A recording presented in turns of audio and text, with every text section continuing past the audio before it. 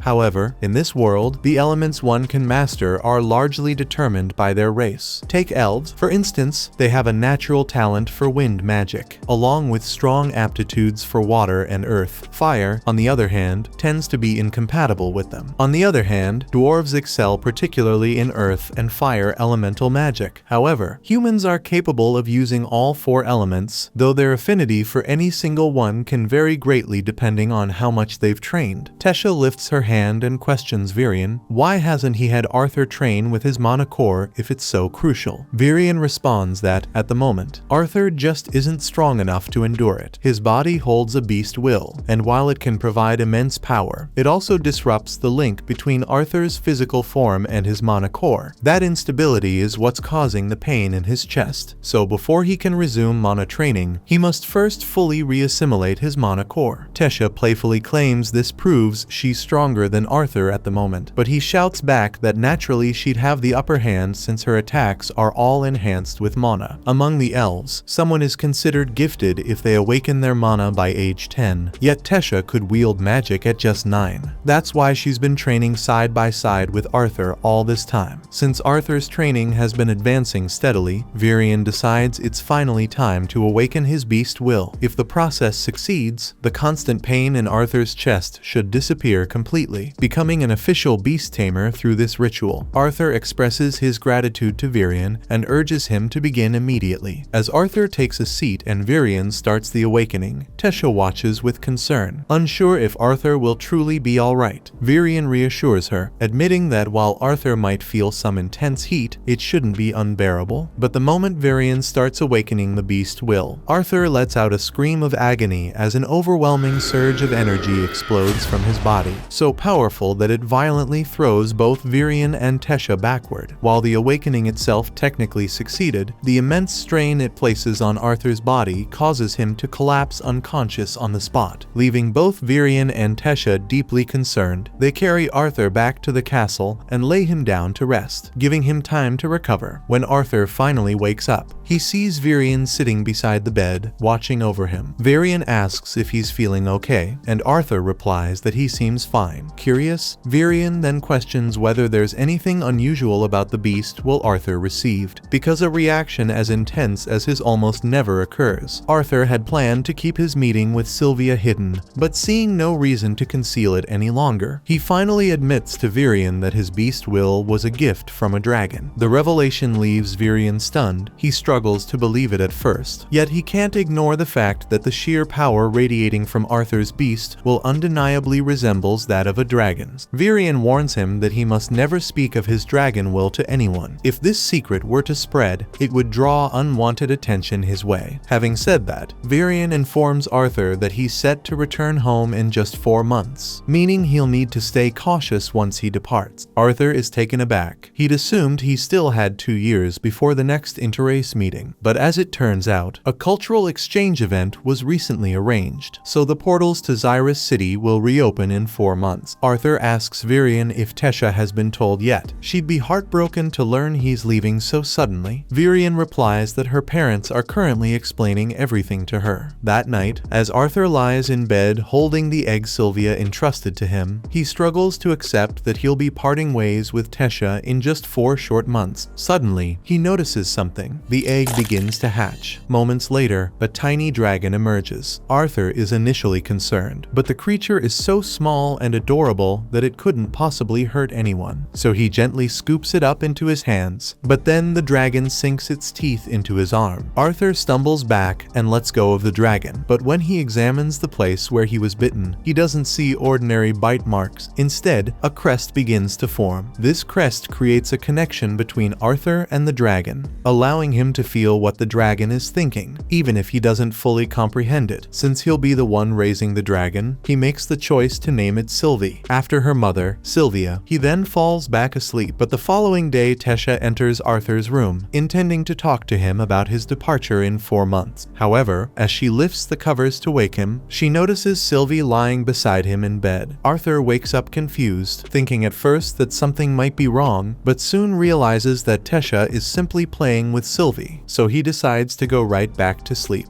That same day, Arthur and Tesha head to the training grounds for their session with Virion, with Tesha doing her utmost to win Sylvie's affection. However, after nearly squeezing her too tightly earlier, Sylvie keeps her distance from Tesha. When they finally spot Virion, and the moment he notices Sylvie on Arthur's head, he almost has a heart attack, never having dreamed he'd witness a real dragon in his lifetime. As Tesha keeps playing with Sylvie, Arthur explains that Sylvie only hatched because of the beast will awaken awakening he experienced the day before. He worries that having Sylvie around could cause trouble. If people figured out she was a dragon, it would be disastrous, but Virion reassures him, saying there's no need to stress over it. Dragons are little more than legends these days, so nobody would ever guess Arthur's little companion is actually one. All he has to do is pass her off as some rare creature that simply resembles a dragon. Putting that aside, it's time for them to start today's training. Virion informs Arthur that now that he's awakened his beast will, he'll need to train both his beast core and mana core at the same time, and the most effective way to do that is through real combat experience. With that, Virion begins to transform. Once the transformation is complete, he announces that Arthur's training begins immediately. Arthur prepares for an attack, but Virion merely takes a single step forward and disappears. Arthur attempts to defend himself, but tracking Virion's movements proves impossible. He has no clue where the attack might come from. He senses Virion's presence lingering nearby, yet despite his best efforts, he can't detect even the slightest hint of his location. It's an incredible skill, but Arthur isn't eager to get pummeled just for a demonstration. Without hesitation, he throws his hands up in surrender. The moment he does, Virion materializes behind him and Arthur is frustrated because fighting him is just too unfair. Virion could have struck Arthur at any moment during that exchange, and Arthur still wouldn't have had the slightest idea where he was.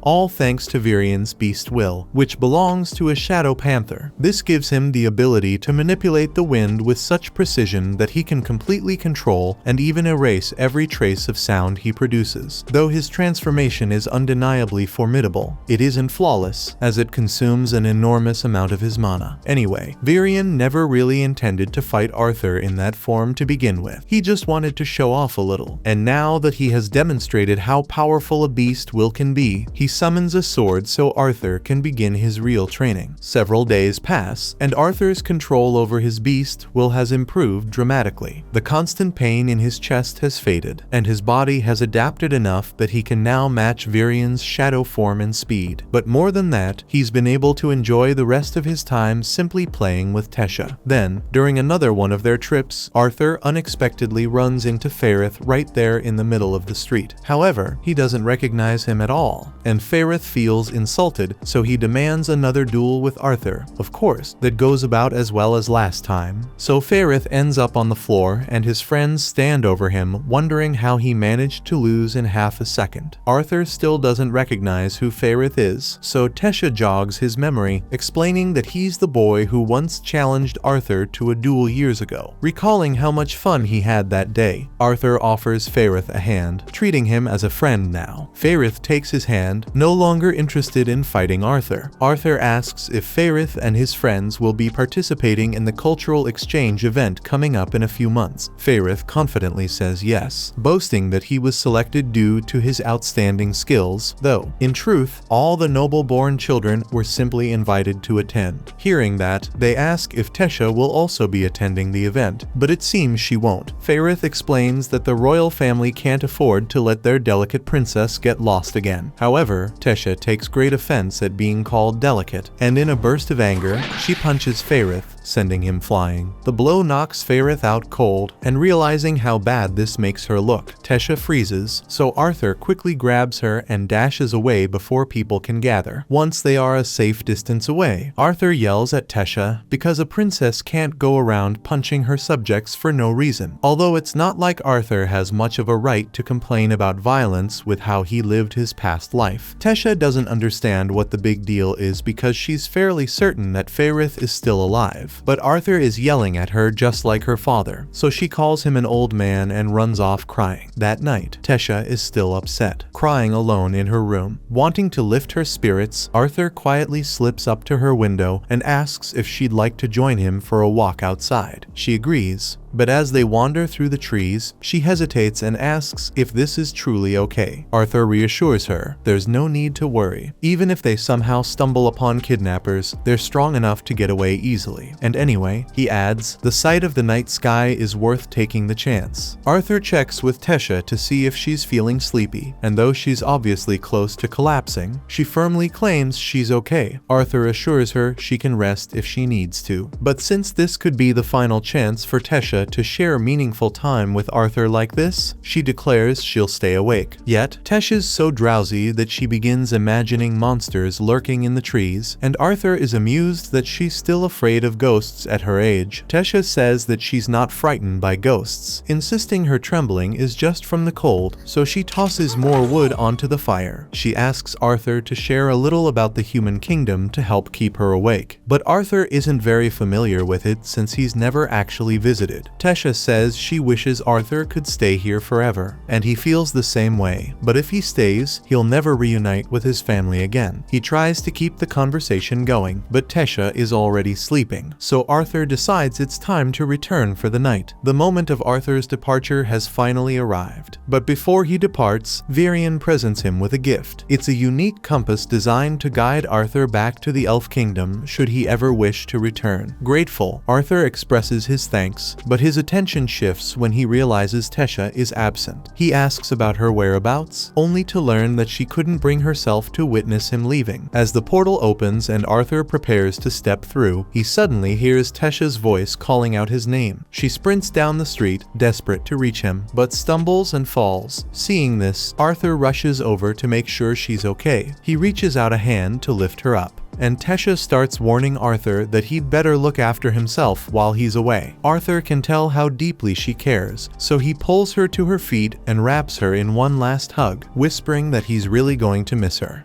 Upon reaching the city of Xyrus, Arthur is reunited with his parents and discovers he now has a younger sister named Elena. For years, Alice and Reynold have been sharing stories about Arthur with her, so she's thrilled to finally meet him. Once they step inside, Alice quickly starts questioning Arthur about his well-being. The last time they spoke, he had mentioned feeling ill, so she's eager to find out if he has recovered. Arthur reassures her that he's fine and there's no need for concern, though he still has plenty to share. He then recounts everything that happened after being separated from his family, though he carefully omits any mention of meeting Sylvia or inheriting her beast will. Instead, he tells them about encountering Tesha and describes the time he spent in the Elf Kingdom while recovering from his illness. Alice questions whether he's truly okay, warning him that if his condition were to worsen again, they wouldn't be able to treat him here. Arthur, however, insists that won't happen. Since he can't reveal the truth about his beast will, he fabricates an explanation, claiming his illness was due to awakening too early, which destabilized his mana core. Though it bothers him to deceive his parents, Arthur knows it's necessary, until he grows strong enough to handle any potential dangers. Revealing everything would be too risky. At that moment, Reynold catches sight of Sylvie and asks Arthur about her origin. Arthur quickly fabricates a story, saying he discovered Sylvie inside a mana beast's cave. From that point on, he chose to take her in and made her his pet.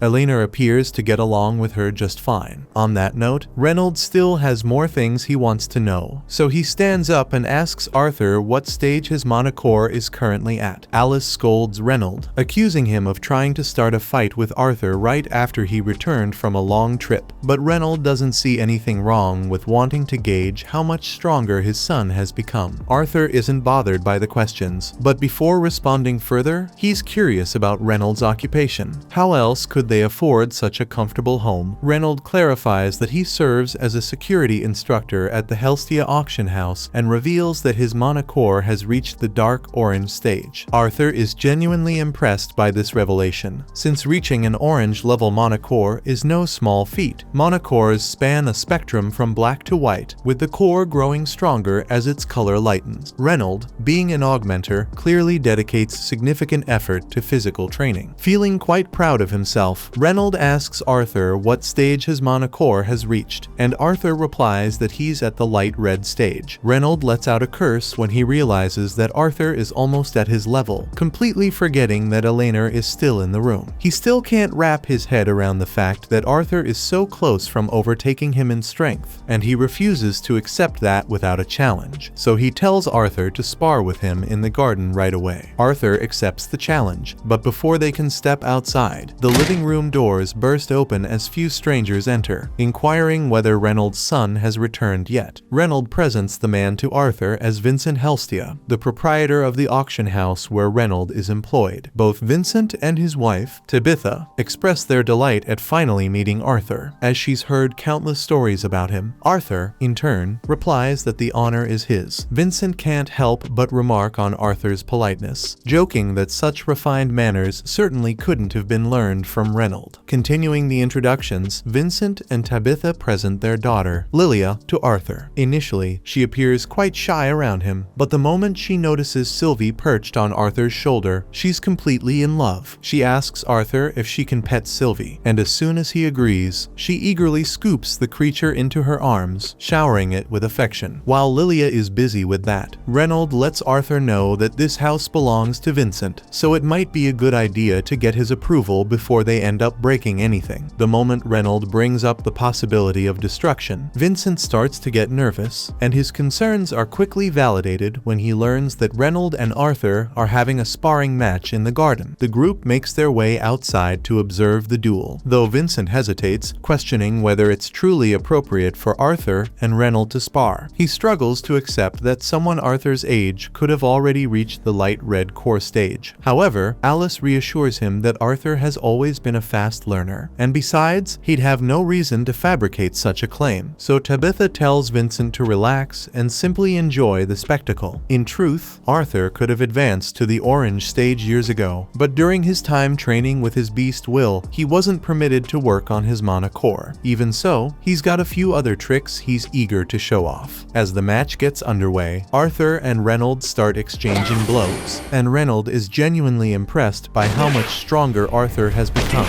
though he still manages to overpower him when it comes to raw strength. Eventually, some space opens up between them, and Reynolds says he wants to take things up a level, igniting his hand in flames and telling Arthur he still has a chance to back out if he wants to. In this world, every mage possesses an elemental affinity, a type of mana they resonate with most naturally. While conjurers can effortlessly wield their aligned element, augmenters typically struggle to do the same. That said, there's a notable exception. Once an augmenter advances to a high enough level, they gain the ability to recognize their elemental compatibility and channel it to enhance their physical strikes. Reynolds has become much harder to handle after imbuing his body with fire magic.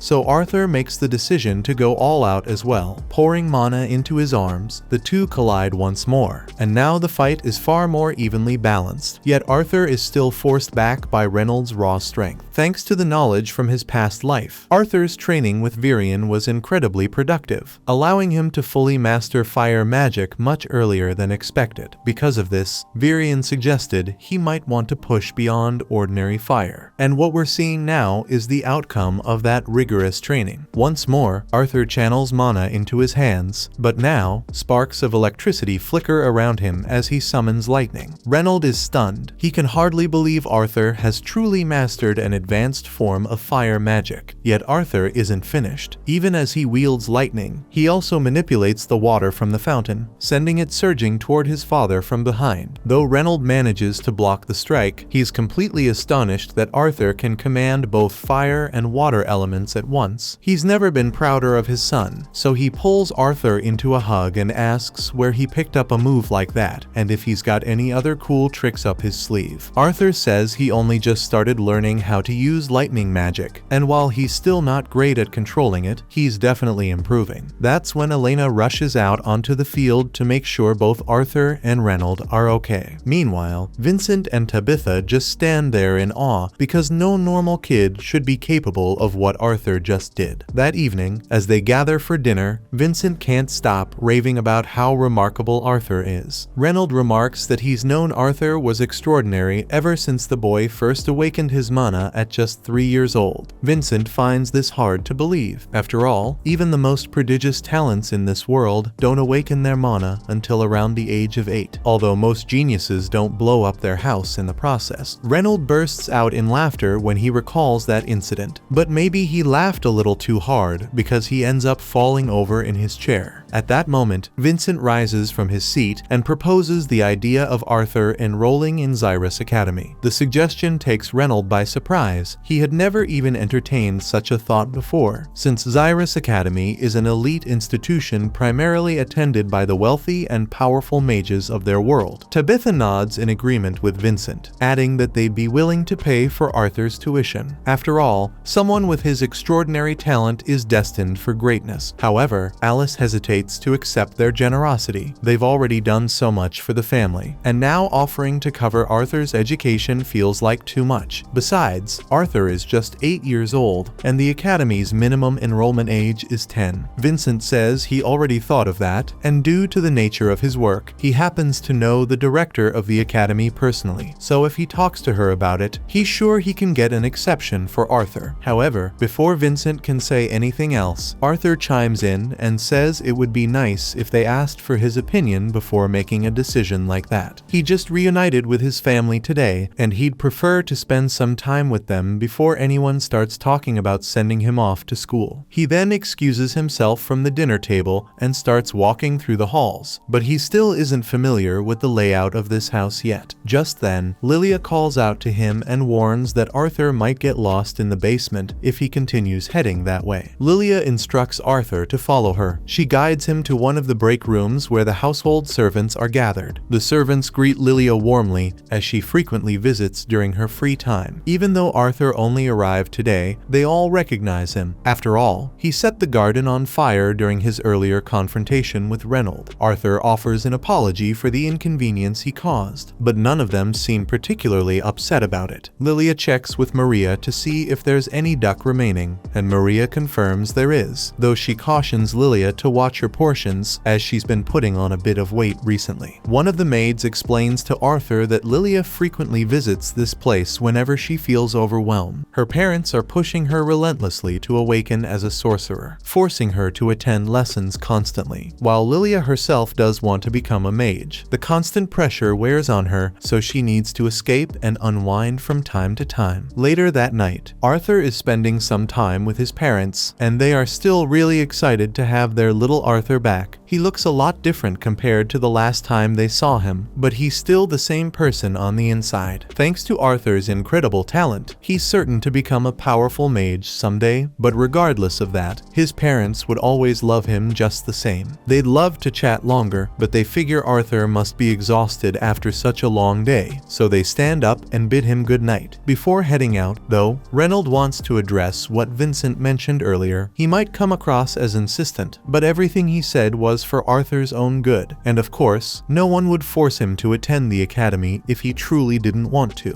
The following morning, Arthur wakes up in a hurry and dashes downstairs. He's got visitors waiting to see him. The Twin Horns squad had caught wind of Arthur's return and decided to drop by for a visit. While Arthur's delighted to reunite with them, Angela's even more thrilled, immediately sweeping him up in a tight hug. After Angela finally releases her grip, Arthur exchanges greetings with the rest of the group. But then, without warning, Jasmine begins running her hands over Arthur's body, inspecting him closely. It might seem a little strange, but she's just making sure Arthur didn't sustain any injuries. Once she's certain he's alright, she hugs him and says sorry for what occurred. She feels responsible for failing to protect Arthur when he got separated from the others that day, so seeing him unharmed brings her immense relief. After some time passes, everyone finally settles and so they can all catch up, and Arthur is taken aback when he hears that the Twin Horns actually stayed for a while in the distant city of Estiston. They landed a highly profitable job there, but in the end, they had to return to the capital for another mission. Listening to their stories made Arthur understand just how little he actually knows about the kingdom of Sapin, not to mention the vast continent of Dickathon. Becoming an adventurer could be a great way to explore the world, but that would require leaving his family behind once more, and he isn't entirely sure he's ready for that.